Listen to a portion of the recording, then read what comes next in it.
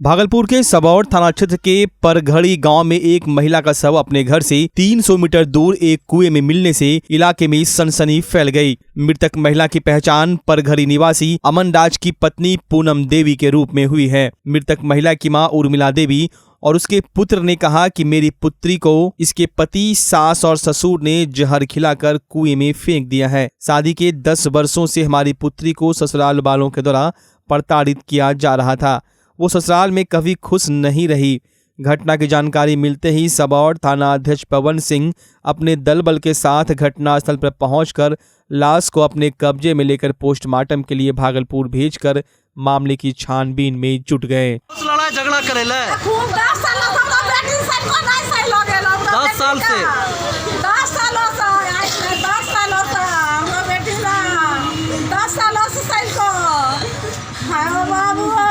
यानी कंफर्म है कि वो लोग मारा है। कौन कौन मारा है, कौन कौन है इसमें संलिप्त? उसका ससुर, सास, तीनों मिलके पहनाओ लड़ाई झगड़ा करेला।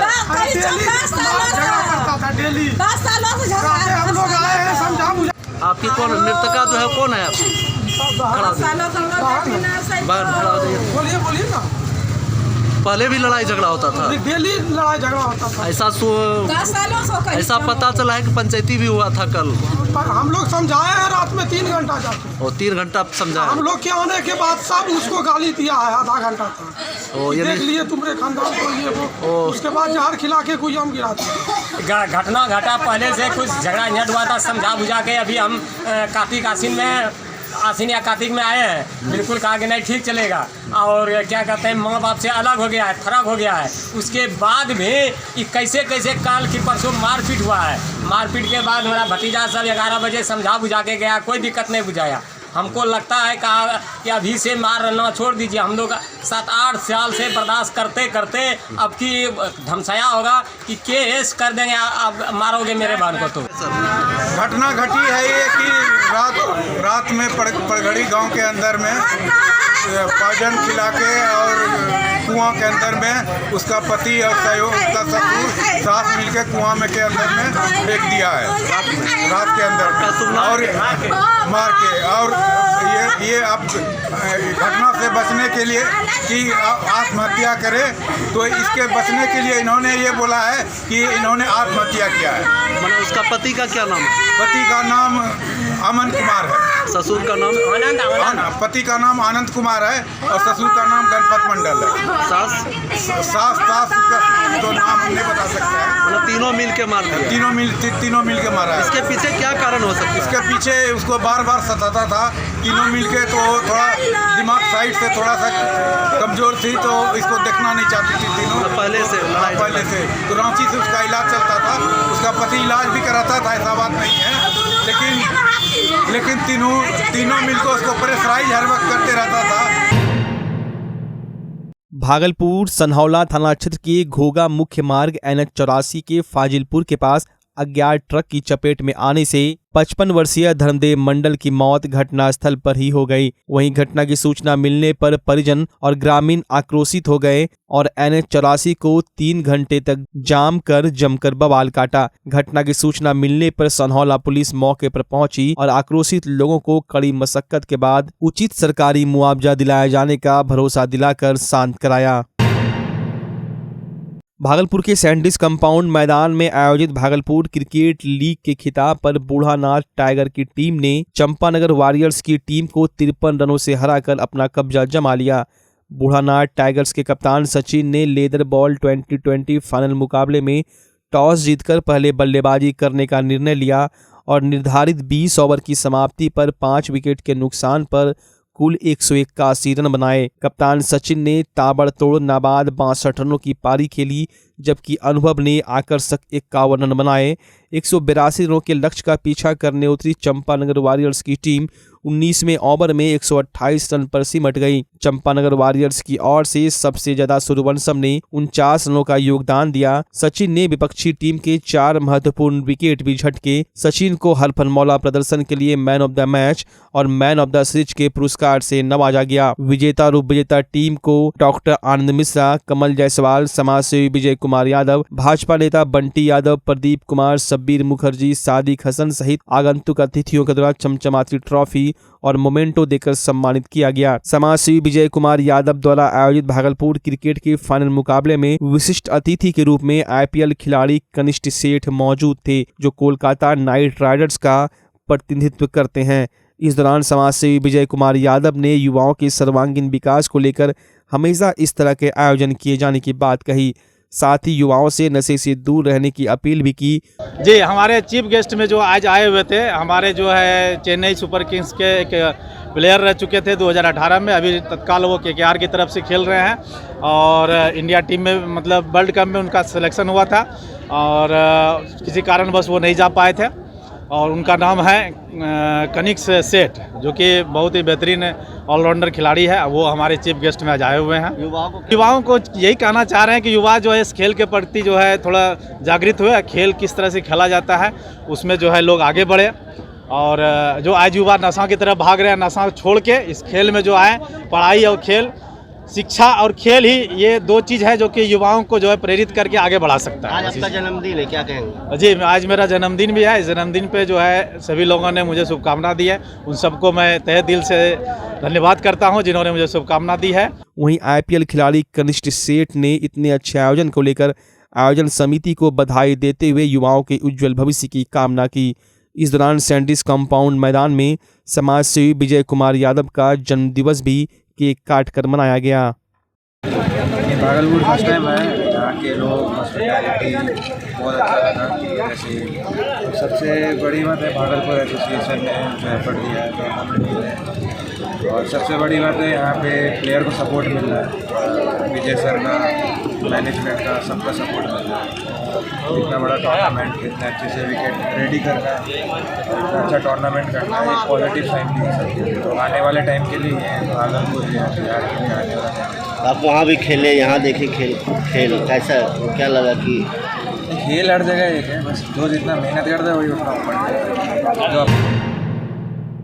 भागलपुर के हबीबपुर थाना क्षेत्र के गौरा चौकी पेट्रोल पंप के पास तेज गति से आ रहे एक अज्ञात ट्रैक्टर ने बाइक में जबरदस्त टक्कर मार दी, जिससे बाइक पर सवार 3 व्यक्ति बुरी तरह से घायल हो गए। घायलों में एक की हालत नाजुक बताई जा रही है।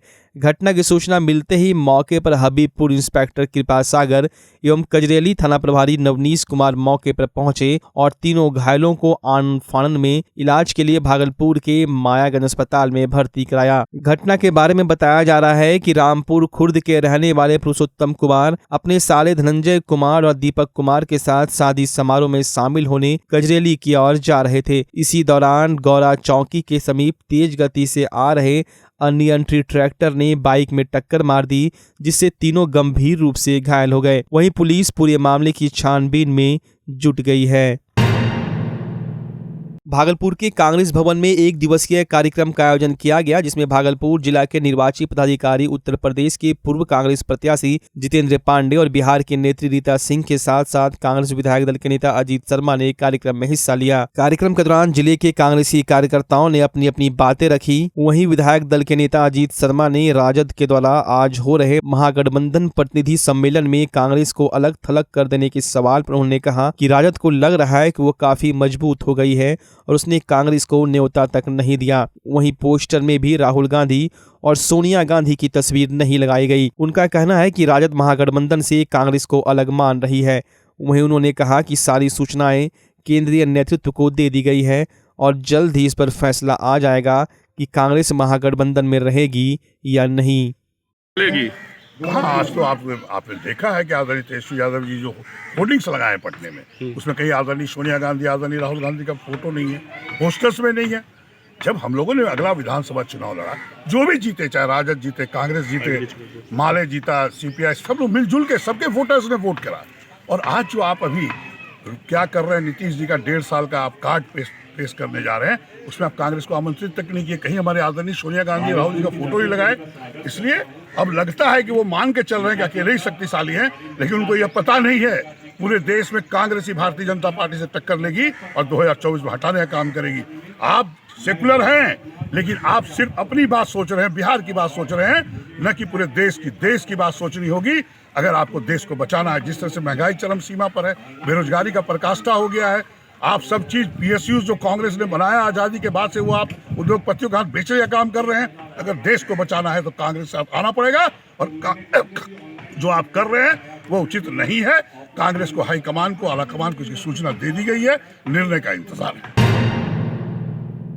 14 जुलाई से विश्व प्रसिद्ध श्रावणी मेला प्रारंभ होना है, जिसको लेकर बिहार सरकार के द्वारा भागलपुर जिला प्रशासन को युद्ध स्तर पर तैयारियां किए जाने की बात कही गई थी। अधिकारियों के द्वारा कांवरिया पथ पर युद्ध स्तर से तैयारी पूर्ण करने का निर्देश देने के बावजूद कच्ची कांवरिया पथ में PHED विभाग के अधिकारियों के द्वारा चापाकल की मरम्मती एवं शौचालय मरम्मति का कार्य की शुरुआत नहीं की गई है, जिसको लेकर ग्रामीणों ने बताया कि कच्ची कांवरिया पथ में कांवरियों का आना शुरू हो गया है, लेकिन विभाग के द्वारा मरम्मति की कार्य की शुरुआत नहीं होने से कांवरियों को काफी परेशानियां हो रही हैं। साथ ही RDC बांका के द्वारा कच्ची कांवरिया पथ में गंगा मिट्टी का बालू बिछाया जा रहा है, जबकि बिहार सरकार ने गंगा मिट्टी बालू पर प्रतिबंध लगा देने के बावजूद कच्ची कांवरिया पथ में गंगा मिट्टी बालू बिछाना एक सोचनीय विषय है। इसको लेकर ग्रामीणों ने बताया कि कच्ची कांवरिया पथ में हर वर्ष लाल मिट्टी बालू बिछाया जाता था, लेकिन इस वर्ष गंगा मिट्टी बालू बिछाने पर कच्ची कांवरिया पथ में तेज धूप होने पर बालू ज्यादा गर्म होने पर कांवरियों को काफी परेशानी होगी। साथ ही बरसात के मौसम में गंगा मिट्टी बालू कच्ची पथ बह जाएगा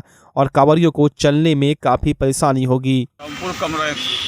सुल्तानगंज में पड़ता है तो कमरिया का आना तो शुरू हो गया है। हाँ, और 10 दिन में ज़्यादा रफ्तार बढ़ जाएगा कमरिया का। तो चापाकल यहाँ जो है तो चल रहा है। हाँ, एगो चलता है, एगो बंद है, खराब है। हाँ, खराब है। और शौचालय भी बंद है, अभी कुछ कहाँ हुआ है उसमें, कहाँ वो भी खराब है। खराब है, मरम्मती होना चाहिए, होना तो जरूरी है। अभी कुछ नहीं, सिर्फ बराबर करके गया है, JCB लेके बराबर किया है। हाँ, और ये जो यहाँ शौचालय है कुछ कोई काम नहीं हुआ है। शौचालय पानी है कुछ नहीं हुआ है, कोई व्यवस्था नहीं। कोई व्यवस्था नहीं हुआ है। कितना दिन बचा है सावन? अब सावन क्या जुलाई से है? 14 जुलाई से। हाँ, 14 जुलाई, 1 महीना बचा है। 1 महीना बचा है। अभी कोई कार्य नहीं, कोई कार्य नहीं हुआ। ऐसे में कांवरियों को तो दिक्कत होगा, बहुत दिक्कत होगा। आने जाने साफ सफाई भी नहीं हुआ है, तो पानी का नहीं व्यवस्था हुआ है, साफ सफाई भी नहीं हुआ है। विश्व पर्यावरण दिवस के मौके पर जिला विधिक सेवा प्राधिकार भागलपुर के द्वारा विविध जागरूकता शिविर का आयोजन जजेज कॉलोनी लालबाग तिलका मांझी में आयोजित किया गया। इसमें लालबाग के बच्चों ने बढ़ चढ़कर हिस्सा लिया और सबों ने मिलकर वृक्षारोपण का कार्यक्रम किया। इस दौरान एडिशनल डिस्ट्रिक्ट जज रोहित शंकर ने बताया कि हमें स्वस्थ रहने के लिए पर्यावरण को स्वच्छ रखना बहुत जरूरी है। ज़्यादा से ज़्यादा लोगों को वृक्ष लगाना चाहिए, जिससे हमें शुद्ध स्वच्छ हवा मिल सके। साथ ही साथ गंगा के पानी को भी स्वच्छ रखने में हमें जहां तक हर संभव प्रयास करनी चाहिए, जिससे हमें पीने के पानी भी स्वच्छ मिलेंगे और पेड़ पौधों से प्रकृति की शुद्ध हवाएं भी मिलेंगी। आज वर्ल्ड एनवायरनमेंट डे है। माननीय डिस्ट्रिक्ट साहब के बिहाफ पे यहाँ पे आज वर्ल्ड एनवायरनमेंट डे सेलिब्रेट किया जा रहा है, जिसमें यहाँ पे वृक्षारोपण किया जा रहा है और कॉलोनी के जितने भी बच्चे हैं वह सब भी इसमें सम्मिलित हैं। वर्ल्ड एनवायरनमेंट डे जो है एक बहुत ही इम्पॉर्टेंट इवेंट है, क्योंकि जितने भी ग्रीन हाउसेस इफ़ेक्ट हैं और जितना भी पर्यावरण को लोग इफ़ेक्ट कर रहे हैं, चाहे वो वाटर पॉल्यूशन हो, एयर पॉल्यूशन हो, सॉइल पॉल्यूशन हो, इन सब को ठीक करने के लिए बहुत इम्पॉर्टेंट है कि बच्चों में जागरूकता आए और जितने भी सिटीजन हैं हमारे देश के, उनको ये मालूम हो कि बिना इन्वायरमेंट के प्रोटेक्शन के हम लोग एक अच्छा समाज नहीं क्रिएट कर सकते हैं। इसलिए ये बहुत ज़रूरी है कि एज जुडिशियल ऑफिसर हम लोग को ये मालूम है, लेकिन आम जनता तक भी ये सारी बातें जाएं और बच्चों तक भी ये सारी बातें जाएं, ताकि ज़्यादा से ज़्यादा पेड़ लगाया जा सके और ज़्यादा से ज़्यादा पानी को कंजर्व किया जा सके, क्योंकि पानी की भी समस्या डे टू डे बढ़ती जा रही है। अगर पानी, ऐसा कहा जाता है कि 3rd वर्ल्ड वॉर जो होगा पानी के लेकर होगा।